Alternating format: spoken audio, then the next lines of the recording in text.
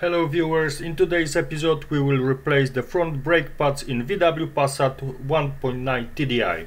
Of course, there will be a problem and surprises. The biggest problem I had was removing the wheels. And the biggest unpleasant surprise was the damaged rubber of the drive shaft joint. When after much effort and suffering, I managed to lose the bolts in the front wheels. And now I can start lifting the car up.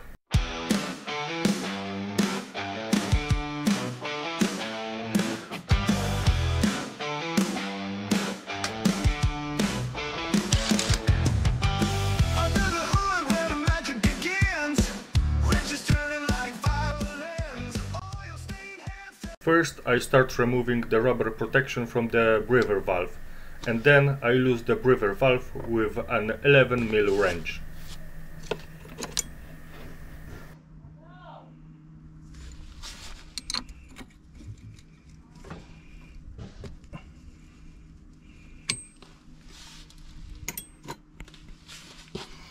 By the way, I found another bug. The rubber covering the joint is damaged. I will show you how to replace it in the next episode. In the meantime, I have to take off this cap and get to the bolt. At the bottom of the brake caliper and at the top.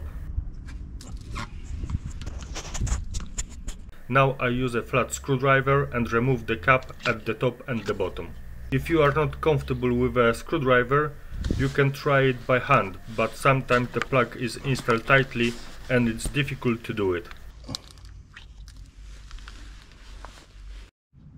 Now I'm looking for a suitable socket wrench. In this case is Torx S27. Now I unscrew the screw located in the rubber cover.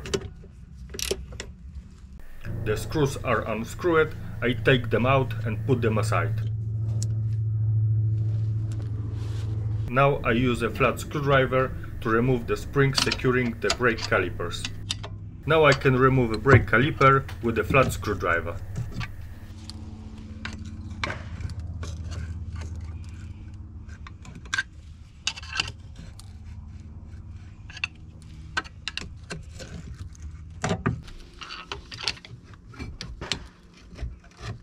Once the brake caliper is disassembled, I can remove the brake pads and set it aside.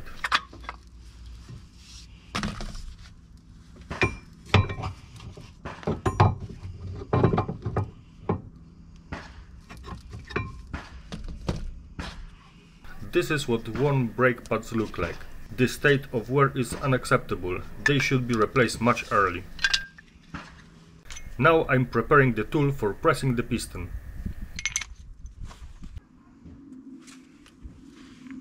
Now I'm putting the tube on a brake bleeder to catch the old fluid. First of all, helps a lot pressing the piston. And secondly, the old fluid does not flow back into the system. Now I open the breather a little. Using a tool, I press the brake piston all the way in. Now I close the breather and remove the rubber hose from it. Now I use the wire brush to clean the brake caliper yoke on all sides. This is what new brake pads look like. They have sensor cable installed. Those are also pads for new models. This cable is not needed in this Volkswagen, so we can simply cut it off. Now I install the pads and put the brake caliper in place.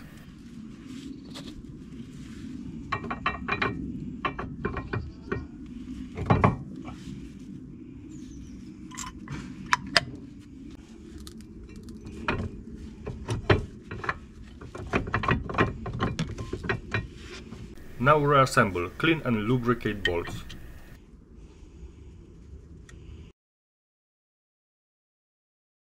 Time to install the spring. Of course, you can use a hammer if necessary. Now it's time to bleed the brakes.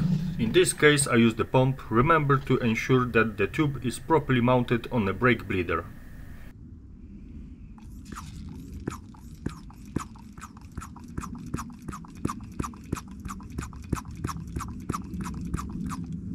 The brakes have already been bleed, and I'm now putting on plastic covers over the bolts.